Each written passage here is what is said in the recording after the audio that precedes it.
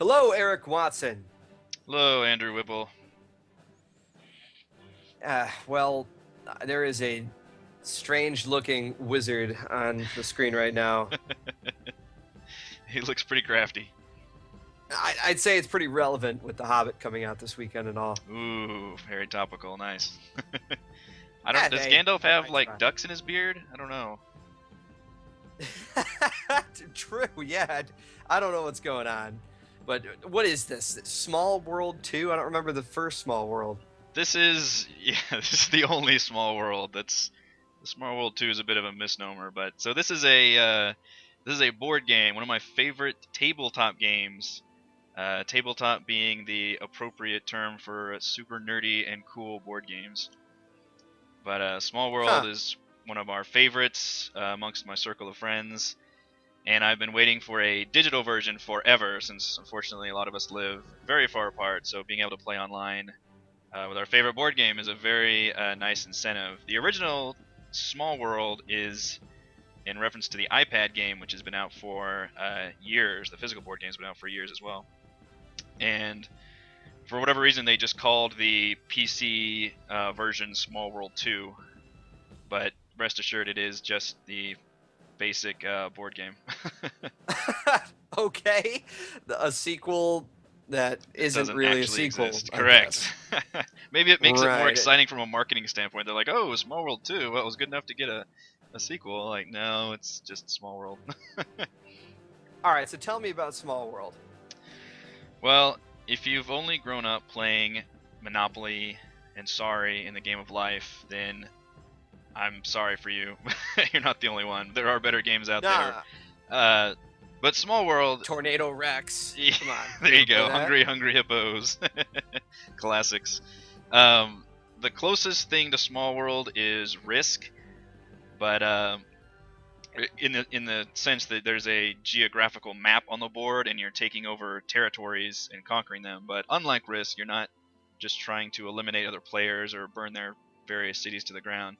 You're just trying to get as many points as possible, which is very much a Euro game style mechanic, which is good. I don't Player elimination is not that fun, especially for people that lose and get to sit out for the next 30 minutes while your dad collects all the Monopoly money because he's a big asshole. But Small World is a much better game than that. The best way to describe it is probably just to show it in action. There's obviously a giant watch the tutorial button, which is actually just opens a YouTube video. While this guy, whose name I think is literally Gandalf or something spelled differently, he will talk to you about the game and teach you how to play it. But that's what I'm here for. Right.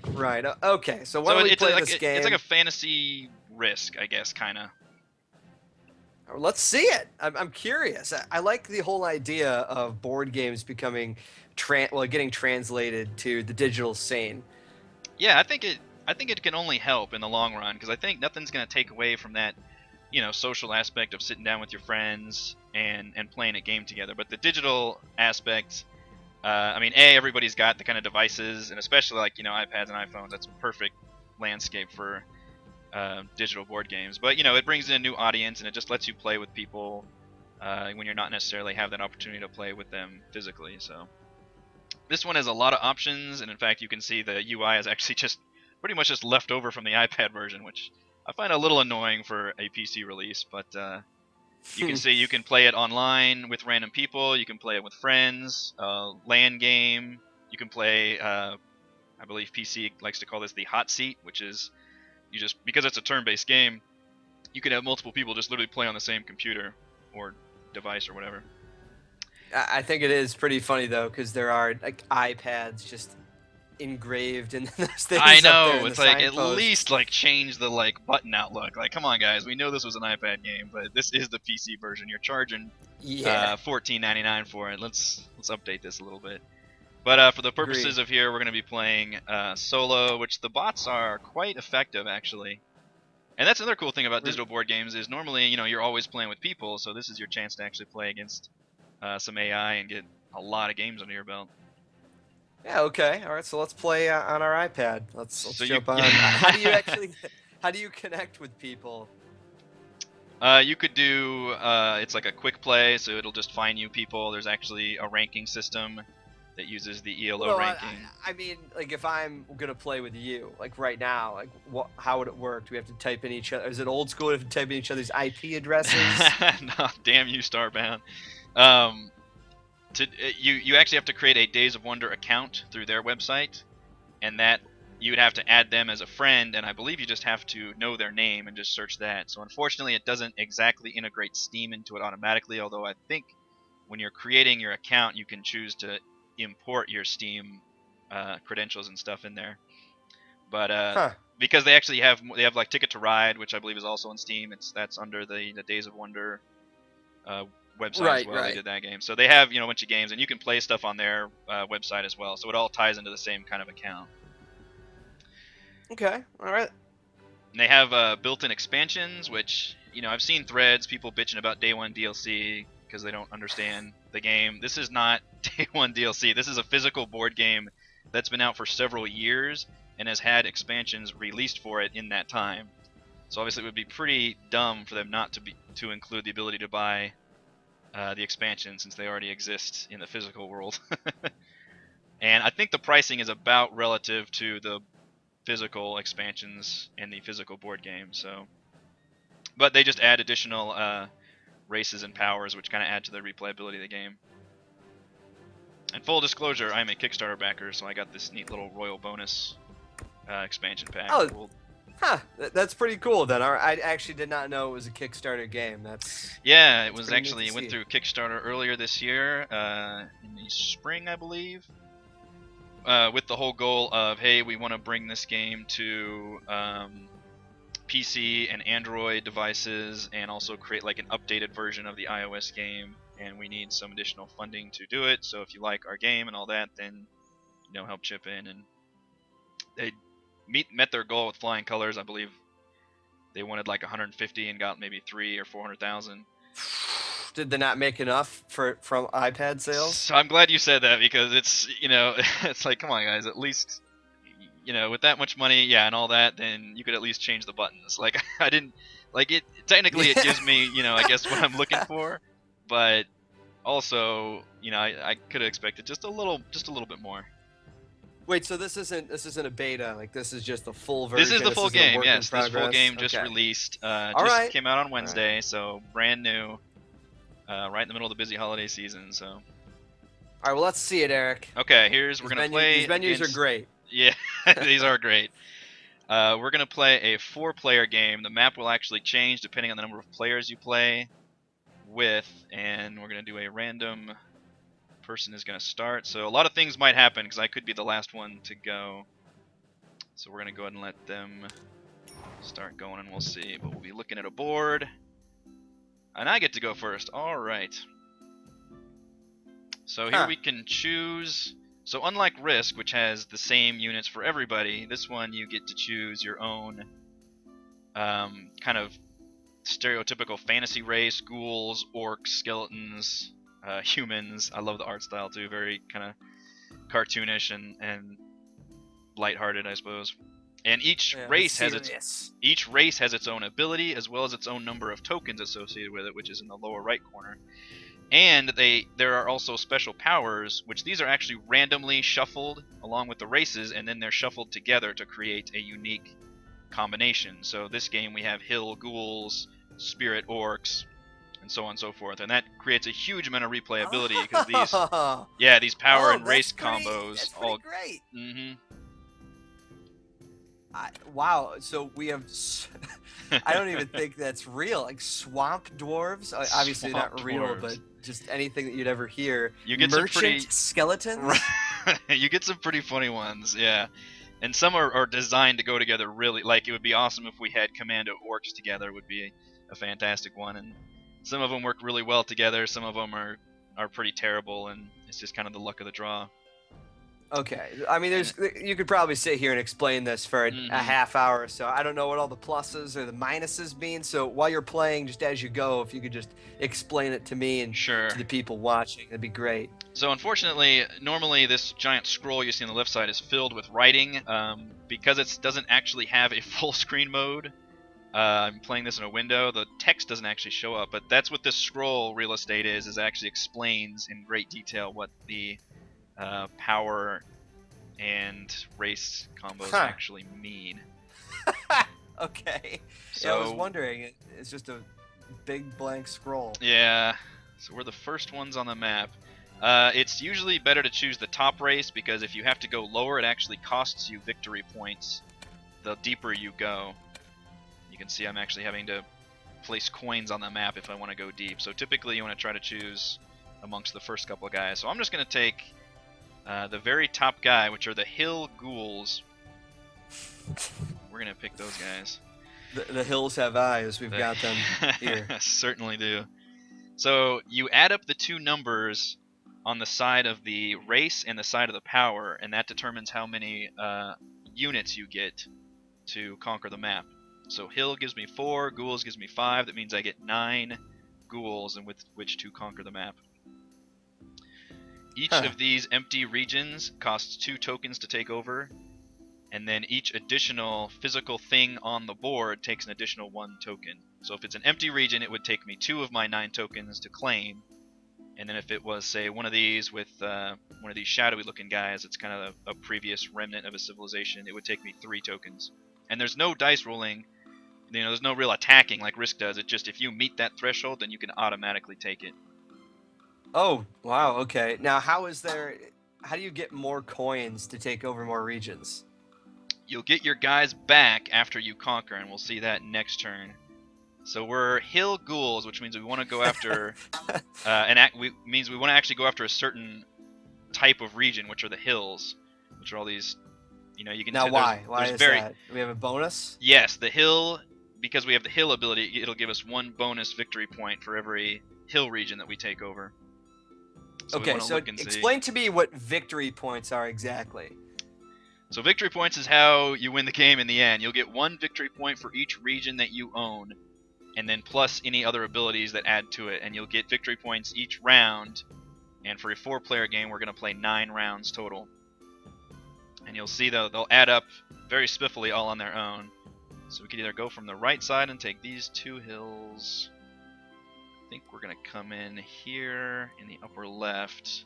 So that'll take us 3 tokens to take this guy in the upper left, since he had a dude on there first. And then we're just going to start spreading out. Now, here's a question though: is this map completely randomly generated? No, this is a set map because this is a physical board game, so you would get this map in your box. But you do get you have different maps for different amounts of players. This is specifically just the 4-player map. There's a different map for 5 players, a different map for 3 players, and so on. Because obviously the 2-player map is like half this size, so that way it, still has the small world aspect to it. You're still fighting over a smaller territory. So the map's always the same, but it changes depending on the number of players. So you do get those kind of different maps. So we're claiming these regions up here. Literally our tokens just sit here, and then unfortunately can't get to another empty spot. So we're gonna have to roll our dice for our final conquest. Oh no! And see what we get. And it looks like we got nothing on our dice roll. So the people that we're going to be playing against, are we going to be able to see if they have swimming? I don't know. I'm trying to think of some sort of. They'll be able to choose from the same list that we have. So so they have to pick something that we see right now. Right, yeah. So this board is the same for everybody, so they'll choose off the same list, and we'll see how they do with those guys. So you can see we only were able to take over these 3 territories. So that's 3 points, plus we have 2 hills, so that should be 5 points. So now that we're done conquering, I'll hit the done button. And then it'll start adding up our points automatically. How does a merchant skeleton work? They sell their bones. You could probably sell rattles and stuff. Now, obviously, I'm going to say like commandos are going to be better at combat, seafaring, if you have something to do with like the sea, just in general. I don't know how this game works 100%, as you know. Yeah, and a lot of times it's pretty easy. Like some of them allow you to take regions for cheaper. Some of them give you more points for certain regions. A few of them are a little more complicated, where they'll give you extra tokens that have special abilities, and that's probably the biggest learning curve in the beginning. If you haven't played the game, is just learning what all the various abilities and special powers do. Well, I mean, while everyone's just been going around the map, it's just crazy. They're just throwing stuff all over the place. And to someone who has not played this game, we're just seeing numbers and such pop up. It's like 165, shoot. Yeah, and So it's pretty cool. You could play a game pretty fast. Like the AI goes super fast. There's no sitting there thinking. Like it just goes boom, yeah, boom, boom. I see that. These guys are going nuts. So one of them took the Seafaring Giants, which Seafaring says that he can conquer water territories. Nobody else can even touch him there. And he took well advantage of that. There doesn't seem to be a lot of sea territories, though. Maybe There's one, not. Or 2 or 3. Yeah, but he took 2 of them, and nobody can attack him there. So that's kind of nice. Well, the ghouls don't need to breathe. We can just go into there, right? That's true. I should be able to.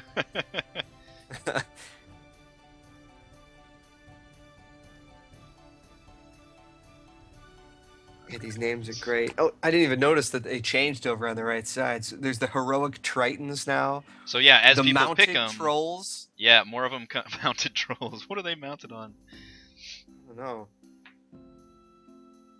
Yeah, so as people pick races, this board will continue to just get more and more different race combos on there. And the base game comes with quite a few different choices. So and typically... Wait, you're going to be picking more than one race? I figured that this was just the Yes. one that you had to deal with in this game. No, that's the cool part, is you'll actually go into decline with your current race after you overextend yourself, because you'll run out of tokens and whatever, and then you'll pick an all-new race to work with, which is pretty awesome. And I'll show you how that works. Let's finish this turn up. Alright, so we're not doing I can't see anybody wanting to work with ghouls. Ghouls can be alright. They'll take care of all your dead people. Like, you don't want your pestilence spreading. They're nature's vultures. They'll eat the vultures too. Cool, though. I like how... Well, I do like how colorful the map is, and if it does hold true to what the board game used to look like, or still does look like, rather. Yeah, it looks... it's nice to see it like this. Yeah. Yeah, I mean, it's a good translation right here. Alright, so we're gonna hit done. Oh, we need to put this guy down somewhere. So luckily nobody actually attacked us. If you attack somebody, they'll permanently lose one guy from that territory, and then all the rest go back in their hand. So when you're attacking people, it's very much a war of attrition. And unless you have a guy that specifically has an ability that has to do with killing people, like skeletons or orcs, usually it doesn't behoove you to like use all your resources to killing people. Huh. Well, I'm not sure how effective the merchant skeletons are at that. Okay, wow, we already had an AI go into decline. Now, what do you mean? So, oh geez, they're all doing that. So what that means is at any point, instead of taking your turn normally, you can flip all your tiles over, and then they're what's called in decline, which means next turn you can choose a whole new race combo to go out there. But the cool thing is, all your guys that are in decline continue to score points for you as long as they hold that territory. So you essentially get the benefit of having 2 armies on the board. But one of them is essentially dead. It can't do anything. And a big part of the strategy is deciding when you're going to go into that decline, when you're going to flip your guys over and take a new race on the board. Which ghouls, their special abilities, they can actually keep attacking and killing people even after they go into decline. Which is pretty awesome. It does seem pretty cool. Yeah, so just every turn, they're just counting up all the victory points. What is the total victory points that you need to get up to win? It just kind of depends on what. I mean, it's just comparative to everybody else. There's no like end winning score. It's just who the highest score is going to win. All right. Well, how do you figure out exactly who won?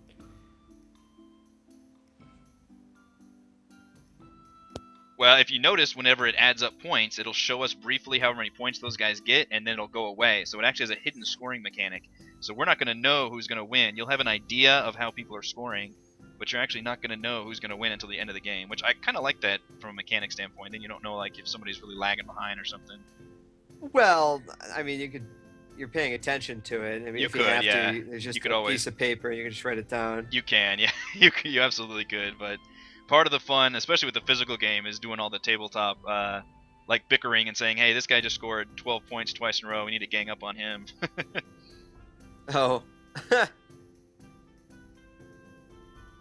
So we're now, gonna when should you send- go into decline? Because you took all the regions that you possibly could, right? Yeah, I could keep going, but it's going to be diminishing returns at this point. I'm not going to be able to take more than maybe one territory. Whereas if I decline, next turn I can come in with a whole fresh set of guys and really do some damage. So I think we're going to go ahead and decline. Which means we'll still get all those points. But unfortunately, the other guy's already declined. Oh, here come the merchant skeletons. We'll get to see them in action. I don't know how much good he's going to do with them. Merchant gives you double the points for the regions you have, which is huge, but it gives you the least amount of guys to work with also, so it kind of balances it out. And you'll see this world is about to get very crowded because two guys went in decline their second turn and already picked new guys. Where do we see? Diplomatic wizards? I thought wizards were quick to anger. Yeah, maybe they could be diplomatic as well. I guess I'm confused as to how you decide when the game actually ends. Well, there's a set number of turns, and it depends on the number of players. So with 4 players, we have 9 total rounds. So after 9 rounds, everybody stops, and then we add up all our points, and then it's just whoever has the highest at that point. So it's kind of like, you know, the clock on football. Like, you know when the end's coming, and you have to prepare for it. Alright, so now we get to pick another race, and you can see we've got a whole new set on the board, pretty much. In fact, I think the one that was on the bottom the first time is now on the top. Although dwarves are terrible, because they don't give you very many tokens. Got mounted trolls, which are good. Heroic tritons, alchemist halflings. I can tell you right now that Bot 3 is doing terrible. Yeah, I don't know why he hasn't done much with it. Well, he's attacking a little more with his orcs. He's probably going to decline those soon. I do like the wealthy Amazons. Don't like sorcerer. Yeah, but unfortunately you don't want to go too deep, because literally you're having to pay 1 victory point per stack you go down from the top, and those stay on the board to where if anybody else takes that stack, they get those victory points. So you're like paying into free parking to go down. Yeah. Well, why would you ever do that? Well, sometimes there's just a really good combo down there, and what it does is if there's a really shitty one, it'll, you know, that shitty one will float to the top, and then it'll start getting a lot of points on it because people are going to keep skipping it.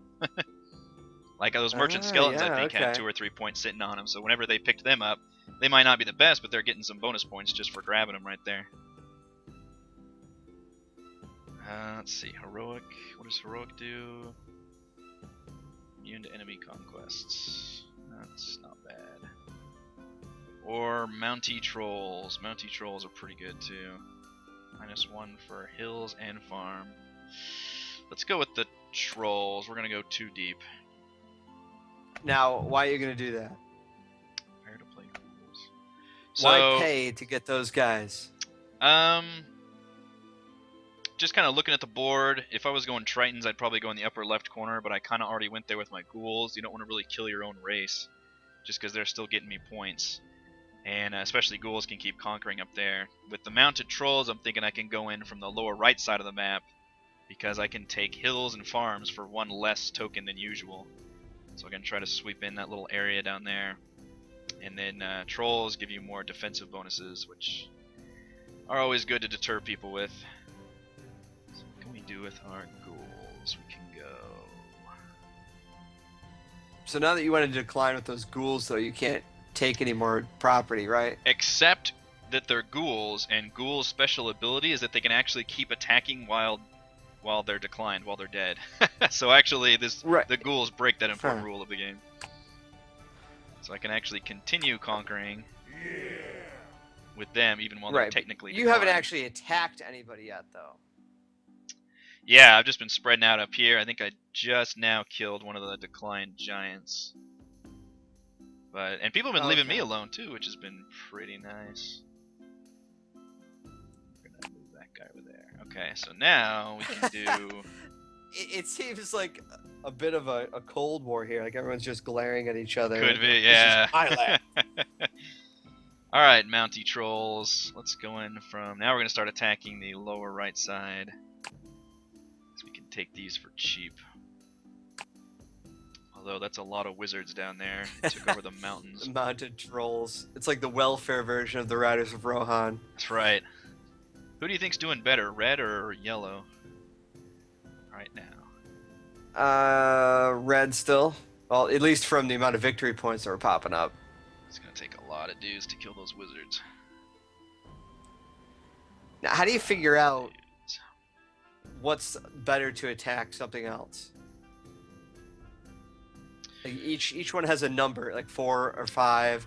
Is that their attack damage? That's just how many physical tokens are on that space, which means that essentially works as the defense. So every region always 2, and then you add however many tokens there are on that space.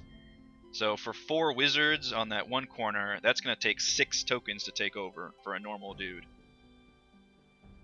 Now because I'm mounted trolls, it's going to take me 5, because I get -1 for taking that space. But that's still a lot of troops to devote to one square.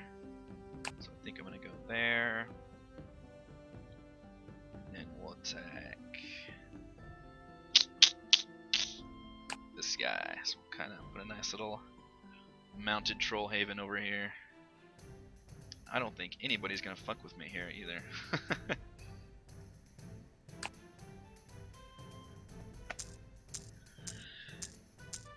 Alright, add up some points.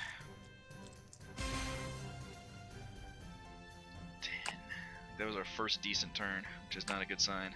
Oh, you damn skeleton assholes.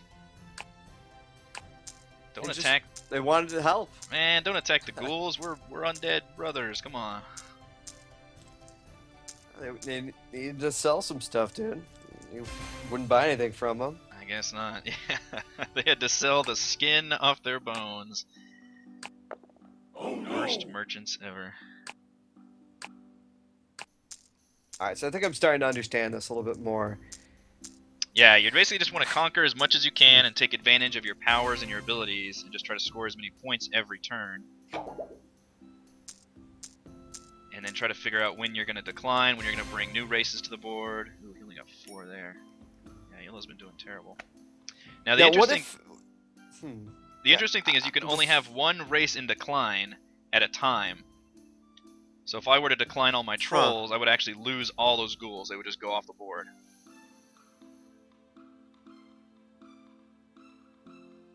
Wow, that's not good. No. And I've got a lot of ghouls, so I don't want to be declining anytime soon. What can I do with these freaking ghouls? Fucking skeletons. Oh no! Yeah, ghouls can't do much. Is there anything that you can do to get rid of those giants in the ocean? No, unfortunately, they're going to be there the whole game unless he declines another race to where they would then be off the board, but we can't ever attack him because there's only 1 seafaring ability. Is he stupid for not declining and picking some other guys to contest other areas? It seems like the more places you have hold of, the more advantage you have. Yeah, I think I think his plan was probably just to take the water areas and then decline as quick as he could. I mean, if you can just spread out as fast as you can and then decline and then take a new race, that's probably the ideal solution. Although there are some races, like the skeletons, every 2 guys you kill, every 2 non-empty regions you conquer, you get a new skeleton. So they'll actually grow in number as they kill things. So they're one of the races that very incentivizes attacking other people. Oh look, there's flying elves now. Yeah, so obviously flying means you don't have to worry about adjacency for attacking purposes. I love that artwork for elves too, it's just hilarious looking. They're like So if there sniffing was a another flower. seafarer that came up, you could actually attack those giants. There could, but I believe there's only the single water ability on there. Mhm. So mounted. So it's all different? It's gonna take 2 minutes. Yes, it's all different. There's- They're all unique okay. abilities. That makes it kind of cool. Yeah. Alright, let's attack you, and then we can attack red guy. Nice. Alright, we're spreading those trolls out pretty good. Creating a little line down there, and continue to put up their little troll forts, so that adds a whole nother token to each space for defense. So people are less inclined to attack us, which is good. Wish the ghouls had that same bonus, but oh well. So that Should be just our- means that, well, you spent more time fortifying your position. Yeah. Oh, skeletons are now in decline. Wow, 4. Okay, so some of these guys are having some shitty turns now. As they decline, they only have a few territories. They're only getting 4 and 5 points. Right, But- but then they have another race, so Correct. they should be able to get more, right? So yeah, so the idea is, yeah, you want to decline when you have as many guys on the board as you can. So sometimes you have to decline when you have less. But yeah, the idea is that you'll have one kind of crap turn, but the next turn you'll have a really good one as you get on the board. I mean, goodness, you're getting like 11 points per turn. Yeah, I'm and feeling these other pretty- guys aren't really coming close. Yeah, I've still got enough ghouls to where I'm not really going to decline. That's just going to be worse for me, I think. So, So now, how come? I know it's AI, but how come these guys don't actually attack your region? Because they know that you're ahead. they should, yeah. I mean, if I were them, I would be going after my ghouls because there's only one dude in each spot, so that's pretty easy pickings. But yeah, I mean, I think I'm definitely the leader, so they should be going after me. So really, you have to make sure that you have enough tokens to go after a region. Is there any way that you can grow in tokens? Some of them, yeah, like I said, the skeletons can actually grow. That's their ability. Right. But I mean, with what they have right now, can their guys just not attack your ghouls? The dwarves probably could have. He just came in and went on the upper right side, so I don't know. We might see if somebody else comes in, if they're gonna plan. Let's see where I can go. Wow, I've had really good luck spreading these trolls out. That's crazy. Like, these trolls have been done very well for me. Well, it's crazy because they're not spreading out in any of those regions. I mean, what the hell are they doing? Yeah. Let's see what the next guy... Because Skeleton and Wizards both have to take new guys. So we'll see what their plan is. Uh-oh, okay, it looks like... Wow. Green player just... fixing to go to town. Have his sweet revenge. Green player needs food. Yeah. He took the heroic Tritons and just started taking the whole northwest seaboard. Killed a good chunk of my ghouls. Well, that'll make my decision easier because I think I'm But gonna... I mean, explain like, how that actually works, though, because again, I am still a bit confused as to. All right, so he got the heroic Tritons, which look hilarious, and he just was able to wipe you out completely in just one turn. Like, how does one do that?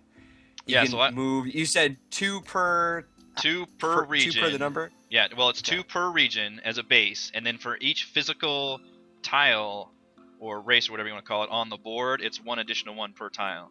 So for each of my spots that has a single ghoul sitting there, that would take 3 tokens to take over. But he's a Triton, and his ability is he can take any region that's next to water for 1 less. So he could actually take all those spots for a mere 2 tokens. So he could clean up Okay, pretty well. so still, yeah. So that's 1, 2, 3, 4, 5, 6. That's 12 tokens he'd have to have on the Tritons. Were they 6 and 6? No, it should be. Let's see, 3, 4, Right. I 5, mean, that's 6, what 9, he'd have 10. to have to be able to take those, right? Or am I doing this wrong? And now it would take him 2 tokens because he's a Triton, so it would only take him 2 to take each of these 5 regions, so that's 10. Right, but he deployed, and that takes 2, right? Because he has 6 Tritons down right now. Well, I mean, there's a number next to each one too. What does that mean? The number on the board or the number on the character? The number on the actual character. Yeah, so that means he'll have, yeah, it means he's got 6 Tritons and 5 for heroic, so he's got 11 total Tritons to work with. So whatever he could use to conquer, he had 11. And it would take 2 for region, 1 for every dude. And then, but because he's a Triton also, it would take him 1 less for all the ones that touch water. Is there a place where we can actually, well, it was showing all that stuff on the scroll that we couldn't actually see, right? It tells everyone about the special abilities. Yeah, I can click it and open it up, and it shows, it'll explain all the special stuff on there. Which it shows up fine in the game, obviously, but I guess for whatever stream purposes, it's not showing up in a window. This game, I feel that if you had a handful of people, how many people can you play with online? You can play up to 5. Just 5? 5 people? That's a strange number. Yeah. Well, a lot of board games go either 4 or 5 or 6, so I just kind of picked one, I guess, and I'm sure they decided that too much more than 5. And you have physical people playing, and they're having to do all the little chits and the points and stuff. It takes a long, you're looking at an hour to play a 4 or 5 player game.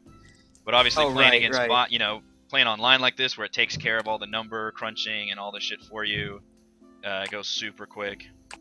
Yeah, I mean, it's a social experience. Yeah. Kind of cool. I think this would be a blast to play with a bunch of people who are into this stuff, especially over something like Skype or Ventrilo. You could just be cursing at each other. 18. Good. Danny, you took the wealthy Amazons. You're a dick. Yeah, it's why he just got a shit ton of points for that, too. I actually put my race in decline since I got my ghouls just beat up. And my trolls were basically as extended as they could be, so I actually had a pretty good decline turn by leaving all those trolls on the map. So now it's turn 8, which means I'm going to get this turn and one last turn before the game is over, so we can pick one final race. So my choice is between Alchemist Halflings, Flying Elves, Berserk Ratmen, Dragon Master Humans, Stout Giants, and Underworld Ghouls. So knowing nothing about what the powers mean what do you think I should pick? Dude, I mean, I just go by names. Yeah. So what do you think is the coolest sounding one out of all those? I don't know. I mean, after witnessing those wealthy Amazons just punk your dudes, and that guy got what did he get? 18 points? I was making fun of Yellow. Now he's the powerhouse. That was pretty scary. Shoot. Well, give me a suggestion. What's the Dragon Master Humans? That sounds pretty ridiculous. Underworld Ghouls just sounds timely, but Ghouls didn't really work that well. I can't believe. Yeah, so you can see because everybody's played with so many races, it actually finally had Ghouls actually come back through the list. But because there are more powers than races, it's still, it's not Hill Ghouls again. It's now Underworld Ghouls. So it actually reshuffles even during the same game. I think. Let's see. Berserk Ratmen could be pretty good. Dragon Master Humans, that gives you bonus for farmland. We could retake the whole northwestern side of the map. Let's do it. Let's Bloodshed Ratmen. Right. We're gonna go with Scabies. Berserk. So Berserk means, if you notice, we've been rolling that dice at the end of most of our turns. And that's kind of a special dice that gives you some imaginary bonus tokens as if you had them, and that kind of gives you a little, I've only got one guy left, I want to try to take this region. That's the one little bit of risk and luck that they kind of put in there, as you can roll this one dice to see if you get extra dudes. Berserk means you can roll this dice every single conquest, so potentially you can make your guys last a hell of a lot longer. Alright, so we're going to pick the Ratmen. We're going to pick the Ratmen. I think we're going to go get revenge on these Tritonous assholes that came in and killed our ghouls. So we're gonna push them back in the water where they came from. Those dicks. We're gonna sweep. Well, I guess I haven't been paying attention. I didn't even realize that the seafaring giants are just gone.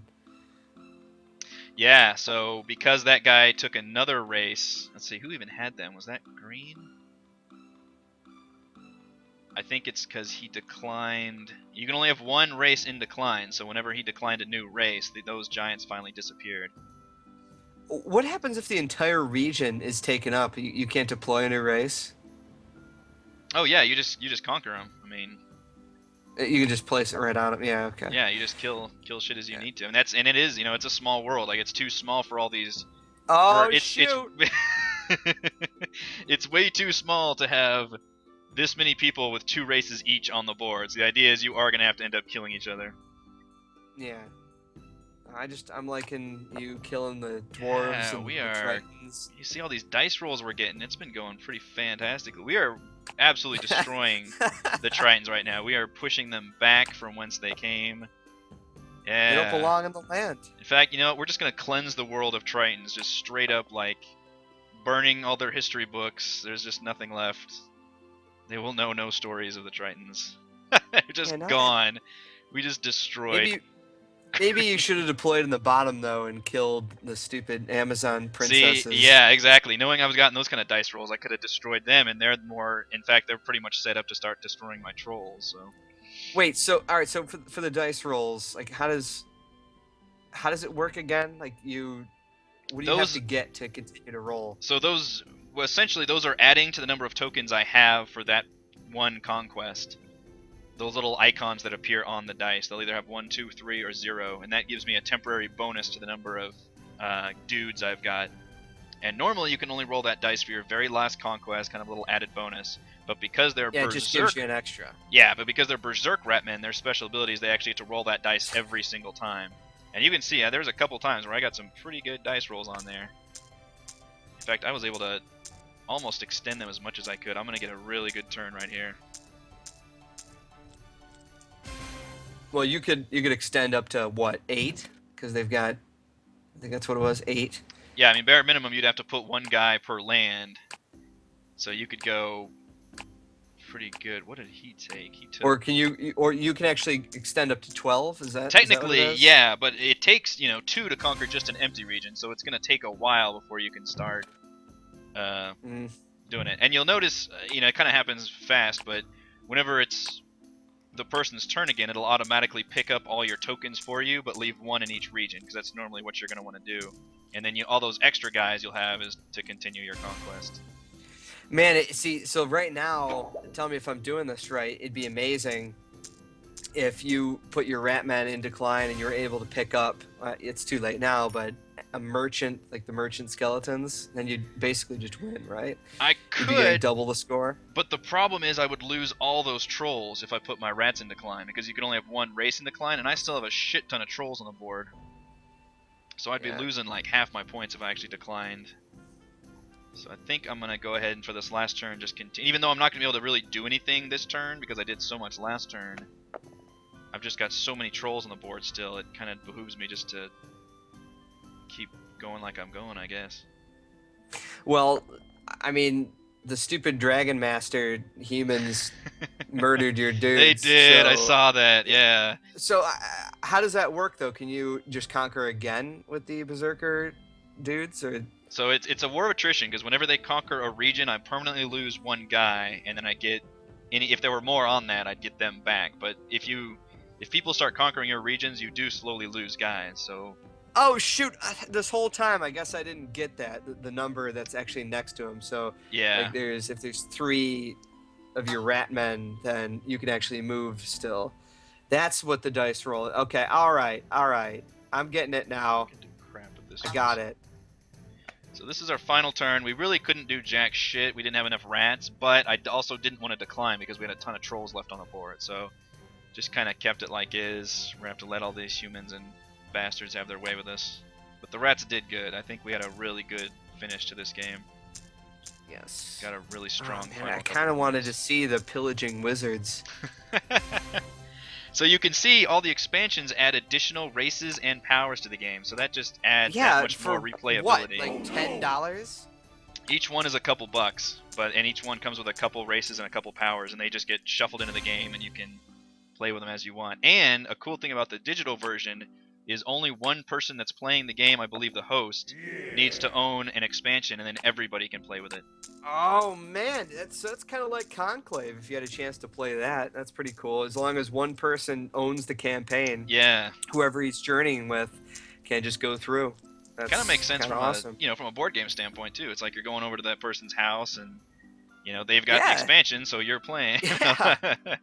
Yeah, I think that's fantastic. That's wow, that's really nice. These guys were dicks to me at the end of the game. Not that it matters, because I already added up my points for the last round. Yeah, you got a decent amount of a score, I'd say. What was it? You got like 13 points. That's good. We had some good final turns there.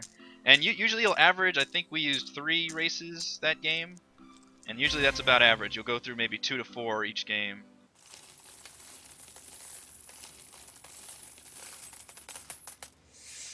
All right. So, what's gonna happen? Oh boy, we're gonna see the end. What's gonna happen? Who's gonna win? Who do you think's gonna win at this point? What's your money on? I don't know. I think you're gonna do it, or it's gonna be yellow. Okay. Let's find out. We're gonna go to the winning screen. It's gonna add up all our points, our victory points. The winning screen. Winner. You were right though. Oh, I won. man. I won, and Yeah, yellow was second. That's woo! That's what happens when you pay attention. I wasn't writing anything down, I swear. You're adding them all. Yeah, you could totally do it that way, but That's the hidden cool, mechanic makes it interesting when you're playing against people too, because it is a lot of like tabletop, like, hey, we should beat up on this guy. He's gotten a lot of points at the end. Yeah, it's the game. It seems pretty cool. Like I said, I think that it's awesome that board games are making their way digitally across regions, because hey, there's people now. You're making friends through the internet. Maybe some people move away from you. It's just kind of cool to play a different type of change of pace game. It is, yeah, and especially a lot of these that are really cool games that they are a little more advanced than your usual fodder, but I feel like this is a good like gateway game. It's not one where there's a huge amount of stats and pads of paper involved, and it's not overly crazy, but it's got a good amount of strategy to it while still maintaining like a lighthearted feel, and I think it's very accessible for new players, and it's also very satisfying from people that are really into turn-based strategy games. And I think this digital version, it's essentially just a straight port from the iPad version, right down to the fact that it has no even full screen mode. It's literally, I'm just maximizing the window right now. If you can look past that, then, or especially if you like Small World anyway, then I think this is, it's pretty good translation. Not bad. Well, Eric, thank you very much for showing this to us. So where can people get it right now? Get it on Steam. It is $14.99, although it's actually on sale right now. I guess it's one of their like, hey, it just came out sale for 20% off. Cool. Yeah, I think that, like I said, pretty neat. The stuff coming out now. Maybe if I get good enough at this thing, I'll be able to take you down.